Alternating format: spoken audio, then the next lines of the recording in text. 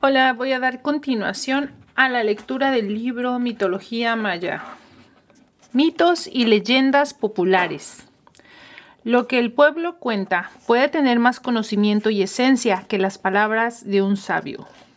Los nahua, aztecas, tenochcas, mexicas, olmecas y toltecas nos legaron sus mitos y leyendas a través de la tradición oral, de su propia lengua, el náhuatl, entre otras cosas, porque los conquistadores se encargaron ciegamente de destruir gran parte de su patrimonio, mientras que los mayas y los pueblos mayenses, gracias a que corrieron mejor suerte, nos han legado ciudades enteras llenas de pictogramas y códices prehispánicos en donde acompañan sus historias escritas, aunque nadie entiende su escritura, con viñetas donde podemos ver a sus dioses y héroes, y las leyendas y hazañas que realizaron.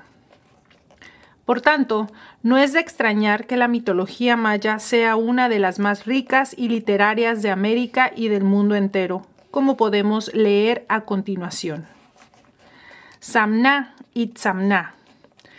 Una leyenda muy antigua cuenta que los primeros mayas vivían en una tierra lejana que estaba entre grandes aguas, cielos estrellados y apacibles, donde la paz y la armonía estaban garantizadas porque tenían de todo, nada faltaba, y los estudiosos podían investigar los secretos del planeta y del cosmos sin que nada ni nadie los molestara, y así llegaron muy lejos en casi todos los aspectos. En ese lugar maravilloso nació Samná, el sabio más sabio de todos los sabios que han pisado la tierra. Desde pequeño todo lo preguntaba, todo lo quería saber, todo lo quería desentrañar, con lo que en poco tiempo superó a sus maestros. No era todavía de la edad de un hombre y ya todos le preguntaban y esperaban ansiosos sus respuestas. La gran señora de la ciudad, que gobernaba con aplomo y sabiduría, lo tomó bajo su protección y procuró que tuviera todo lo que necesitaba para seguir con sus estudios e investigaciones. Samná descubrió secretos y solucionó problemas que parecían imposibles de resolver.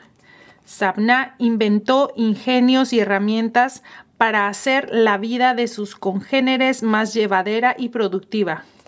Samná practicaba y predicaba un estilo de vida puro y elevado, casto y firme, sano y humano.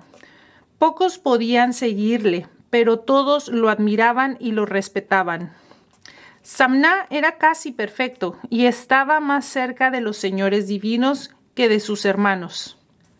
Cuando llegó a la edad adulta, renunció al sexo y a las mujeres, a los excesos y a los vicios, a la gloria y a la fama, al poder y a las riquezas, y se centró única y exclusivamente en el conocimiento, lamentándose porque en una sola vida no iba a poder conocerlo todo, si acaso unos cuantos misterios del universo.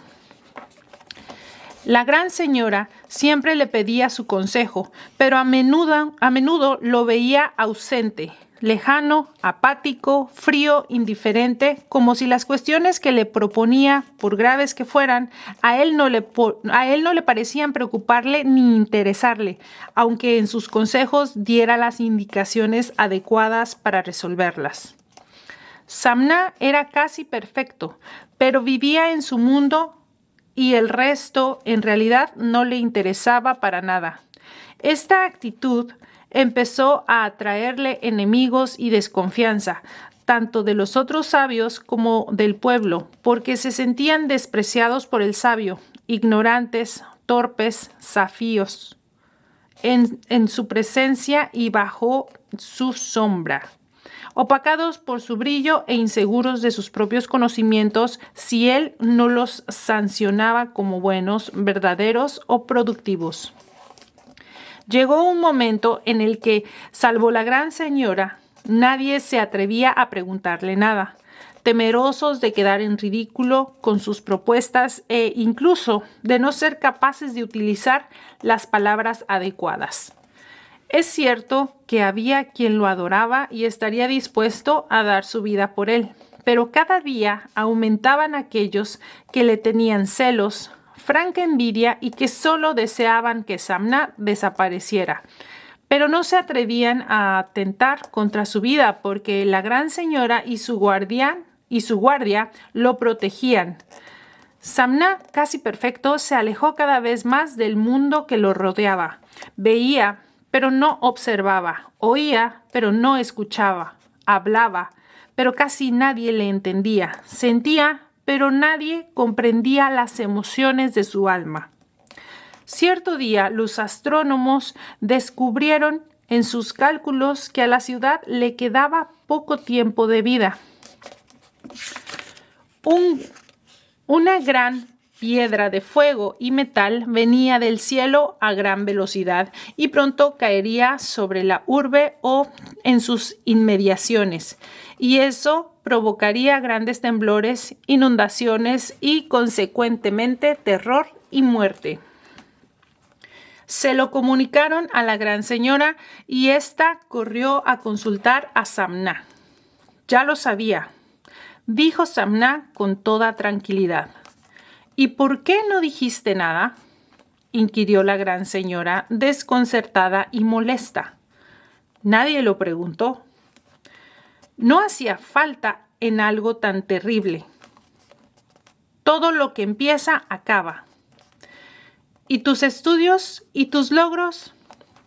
No son nada, si acaso caminos hacia la soberbia y la vanidad. Pero moriremos todos.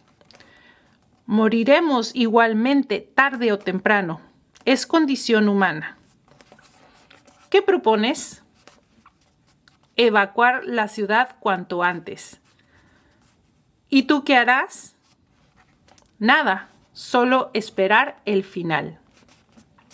La gran señora guardó silencio unos instantes, respiró hondo y con firmeza le dijo a Samná: te ordeno que juntes a lo mejor de la ciudad, nobles, sabios y gente del pueblo, y que los lleves contigo a un lugar seguro en donde fundarás una nueva ciudad en la que puedan vivir con la dignidad que han vivido en esta. Así lo haré, gran señora.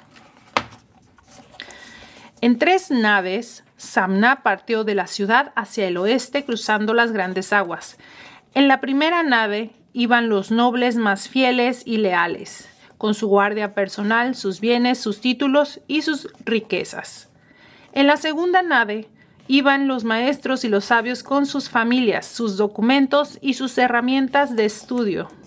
En la tercera nave iba Samná, con gente del pueblo, artesanos, labradores y constructores, sus mujeres y sus hijos. La gran señora se quedó con su séquito a esperar el final, que no tardó en llegar. Muchos huyeron por las grandes aguas hacia el este, hacia el norte y hacia el sur, donde fundaron otras ciudades y otros pueblos que se hicieron grandes con el paso del tiempo, pero que perdieron la memoria de su origen. El viaje de Samná fue complicado, ya que al poco tiempo de haber salido cayó la piedra gigantesca de fuego y metal sobre la ciudad, y las aguas enloquecieron mientras caían violentas gotas ardientes del cielo. Una vez pasada la tormenta, la primera nave había desaparecido consumida por las llamas y tragada por el agua. Unas cuantas jornadas después, una gran ola arrastró a la segunda nave con violencia y no volvieron a verla. Finalmente, la tercera nave, con Samná y su gente humilde a bordo, tocó tierra. Cuenta la leyenda que al llegar a tierra y tras la primera comida en el suelo firme, Samná adquirió un brillo especial que se desprendía de su cuerpo, y entonces todos comprendieron que ya no era un hombre, sino un señor divino, y desde entonces lo llamaron Itzamná, quien construiría y fundaría Chichén Itzá en su honor a su origen. Samná convertido en Inzamná, señor divino. Samná y el Enequén. Cuenta la leyenda que la gran señora de Itzá le dijo a Samná: Junta a los mejores de la ciudad y huye antes de que sea tarde. Cruza las grandes aguas hacia el oeste y cuando llegues a tierra firme, funda una ciudad digna como la que debes abandonar ahora. Así será, gran señora, pero dime dónde la he de fundar. En un lugar claro de la selva y sin montañas, ni alimentado por surco de agua dulce y clara. No muy lejos encontrarás a los descendientes de tus ancestros que se fueron a Itzá hace milenios para poblar el mundo. Los reconocerás porque hablan tu misma lengua. Harás con ellos alianzas de progreso y evitarás los conflictos y las guerras. Así hará, señora. Así se hará, señora. Y ahora, date prisa, que el gran cataclismo está cerca. Cuando Samná llegó a la tierra firme, había perdido 2 naves, una con nobles y guerreros, otra con sabios y maestros. Solo se había salvado la de los humildes agricultores, constructores y artesanos, todos ellos fuertes, hábiles y jóvenes, junto a sus mujeres y a sus hijos.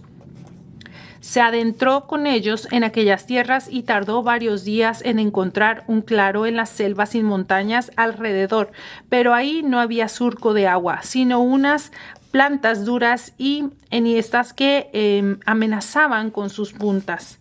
Samná tropezó y una de las plantas le hirió la pierna derecha. Su sangre brotó y cayó sobre la tierra. Sus seguidores, espantados por la herida de su líder, arremetieron contra las plantas, arrancándolas de cuajo y azotándolas contra las piedras.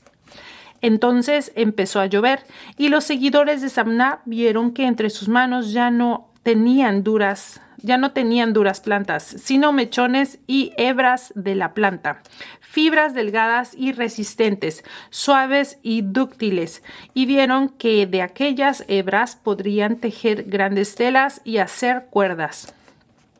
La lluvia se convirtió en tormenta y la sangre de Samná marcó un surco por el cual se deslizaba el caudal de agua. Samná siguió el agua enrojecida por su sangre y tras una larga caminata bajo la tormenta, llegó a una explanada en el claro de la selva. Miró a su alrededor y no había montaña alguna. Su pierna dejó de sangrar. La lluvia paró y el surco de agua, ahora dulce y clara, se mantuvo corriendo. Ya no paró y aún sigue ahí. Todos se pusieron muy contentos. Había llegado al lugar indicado por la gran señora de Itzá. Comieron, bebieron y bailaron, y al tercer día comenzaron alegres la siembra de las semillas, la preparación de las maderas y las piedras, la elaboración de hilos y cuerdas de henequén, su nuevo y gran descubrimiento, y empezaron la construcción de la ciudad que sería tan digna como su Itzá perdida. Del henequén brotó la sangre. De la sangre se hizo el surco de agua, y el surco de agua los llevó a su nuevo hogar. Por eso, desde entonces, el henequén es una planta sagrada para los mayas. El enano de Uxmal. Hace mucho, mucho tiempo atrás, vivía en las inmediaciones de Uxmal una anciana sabia y poderosa que conocía los secretos de la magia, las hierbas y el futuro de la humanidad. Hasta ella se acercaba tanto gente humilde y gente poderosa en busca de vaticinio, salud y consejo, y a cambio de sus favores le llevaban regalos y alimentos. Ella guardaba la mayoría de los regalos, como el timbal que cambiaría al mundo, y compartía con los más pobres sus alimentos. Veía mucha gente todos los días, pero al llegar la noche se sentía sola y abandonada, sin que nadie le diera lo que más anhelaba: cariño y consideración, sin esperar nada a cambio, ni recetas, ni sanaciones, ni consejos. No quería esposo, porque los esposos siempre son posesivos y traen problemas, pero sí se arrepentía de no haber tenido un hijo que le acompañara y la quisiera tal y como era ella. Todas las noches rogaba a los señores de los cielos, aunque sabía que a su edad ya estaba seca y era imposible un embarazo, por divino que éste fuera, pero ella rogaba y rogaba. Una mañana se despertó inquieta y fue al bosque en busca de paz y sosiego. Ese día no quería ver a nadie, ni hacer profecías, ni sanar dolores, ni dar consejos. Caminando por el bosque se sintió un poco mejor, pero la inquietud no se le iba y en lugar de sentarse a descansar, dejó que sus pasos la llevaran a donde ellos quisieran. De pronto sintió una punzada en su viejo vientre. Se dobló de dolor y al doblarse vio ante ella, entre el follaje, un gran huevo dorado. Lo asió entre sus manos y se lo llevó al pecho instintivamente, como si el huevo le pidiera sentir su corazón. Volvió a su choza con el huevo entre los brazos y ahí le hizo un nido y lo puso junto a la cocina, cerca de las brasas para que no pasara frío. Cuidó el huevo durante 28 días hasta que éste eclosionó. Y para su sorpresa, del huevo salió un bebé que ella vio hermoso. Por fin tenía un hijo y como hijo lo crió.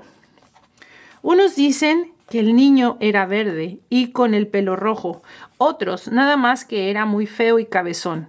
Y para otros tantos simplemente era un niño caprichoso y consentido, muy listo y travieso y algo tramposo y enojón. Los primeros años fueron buenos y el niño era como cualquier otro niño de Uxmal. Jugaba, corría y hacía berrinches y travesuras, pero cuando su madre lo reprendía, lloraba y al final actuaba con corrección. El problema vino cuando sus compañeros de juegos y estudios empezaron a crecer y él ya no crecía nada. Y de no ser por el bigote que le salió, como a otros muchachos de su edad, habría pasado por niño todavía.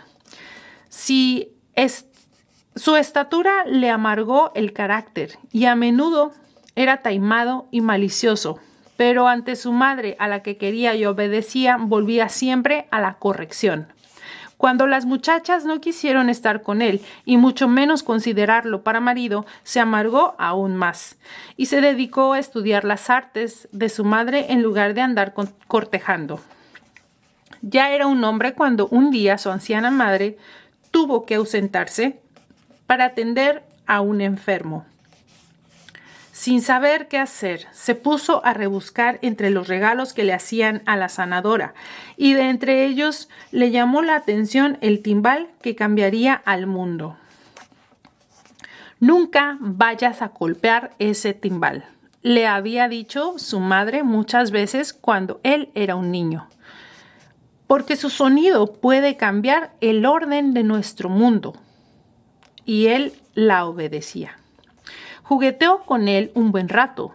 Se asomó a la puerta para ver si no venía nadie, sobre todo su madre, y al final se puso a golpear el timbal como si fuera día de baile.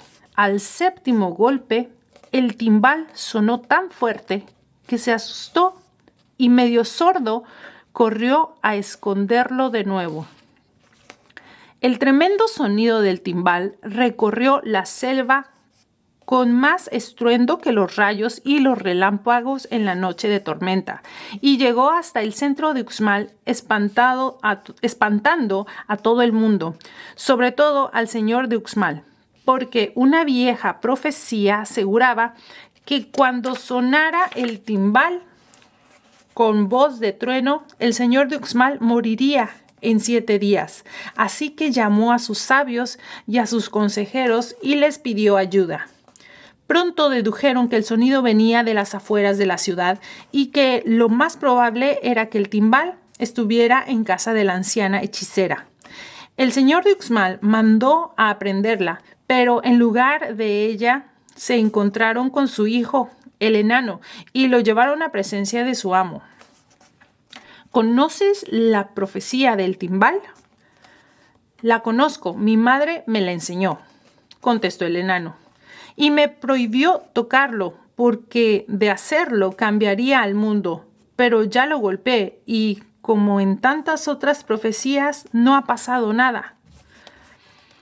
Pero puede pasar, y ahora debo enfrentar una terrible prueba y moriré dentro de 7 días. Y tú, que golpeaste el timbal a pesar de que lo tenías prohibido, tendrás que traer la baqueta con la que se le saca el sonido que anula la maldición. Si no lo traes en 3 días, tu madre y tú serán inmolados en la piedra de los sacrificios.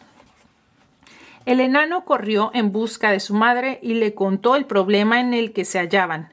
La anciana lo reprendió, le reveló el secreto de dónde estaba la baqueta, que más que baqueta era un mazo de dura madera con la punta de metal, y se fue a ver el señor de Uxmal para ponerse a su disposición pidiendo perdón por su propia negligencia y por la desobediencia de su hijo.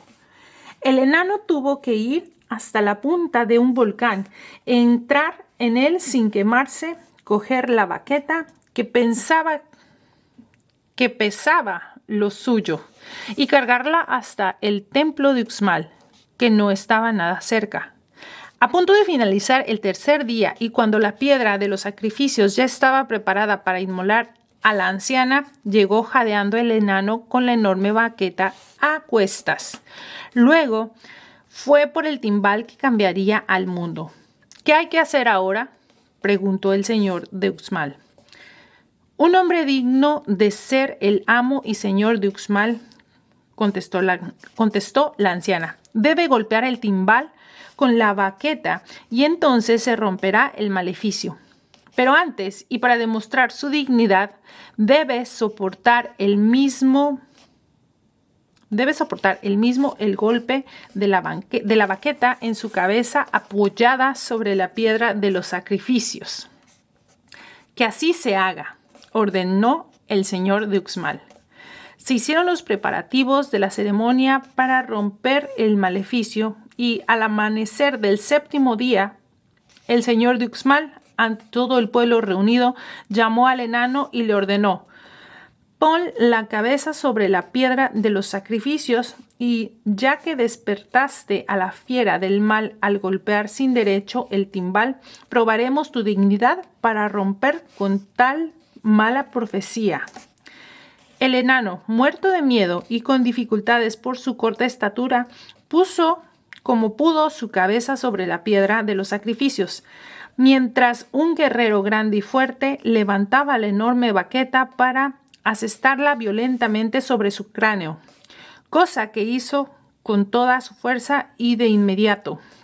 Nadie sabe si el verdugo falló o si el enano tenía la cabeza más dura que el metal y la piedra juntos, pero el caso es que salió indemne del trance ante el pasmo y la sorpresa de todos los asistentes. El señor de Uxmal, presa del orgullo y de la vanidad, no quería ser menos digno que un feo enano para gobernar su estado, por lo cual se sometió a la misma prueba. Puso la cabeza sobre la piedra de los sacrificios y ordenó a su guerrero que lo golpeara con todas sus fuerzas con la baqueta. El espectáculo fue terrible. La cabeza del monarca estalló como una sandía con el golpe y su sangre y sus sesos salpicaron a sabios y sacerdotes que se encontraban en las primeras filas. El enano fue proclamado digno para ser el nuevo señor de Uxmal. Golpeó el timbal con la enorme baqueta para acabar con la profecía y ordenó que los destruyeran para evitar males futuros. Su madre se llenó de orgullo, se acercó a él y le dijo: «El destino es caprichoso. Ya ves que para llegar a lo más elevado no hacía falta ser alto y hermoso. Verdaderamente has cambiado el curso del mundo. De ahora en adelante serás el señor de Uxmal. Procura gobernar con honestidad, bondad y buen criterio para que el cambio sea efectivo y duradero». El enano en un principio así lo hizo y su anciana madre era su mejor consejera en los asuntos de gobierno. Pocos años después, la anciana, que ya llevaba demasiado tiempo en este mundo, lo abandonó finalmente sin dejar de aconsejar a su querido hijo en plena agonía. El enano siguió con su buen gobierno una temporada, pero poco a poco fue cayendo en las tentaciones y los excesos de poder, olvidándose de las alianzas y del pueblo. Sus consejeros lo manipulaban como a un muñeco, alimentando su egolatría, asegurándole que ya era un señor divino, un mago que todo lo podía, que su palabra era ley y que todo lo que ordenara se convertía en realidad por el solo hecho de haberlo expresado, pensado o soñado. Mientras ellos lo traicionaban, se burlaban de él y se enriquecían. Hay quien dice que el timbal no fue destruido porque los objetos mágicos son indestructibles, que alguien lo golpeó 7 veces y que el enano de Uxmal murió a los 7 días del estruendoso sonido avasallado por las tropas enemigas. Otros dicen que el pueblo se rebeló y que fue dispuesto, y no falta quien asegura que el mal gobierno fue la causa de que la gente abandonara para siempre la ciudad de Uxmal y se perdiera entre las nubes de la memoria y del tiempo todo su esplendor y conocimiento. Bueno, pues hasta aquí dejamos esta lectura. Muchas gracias.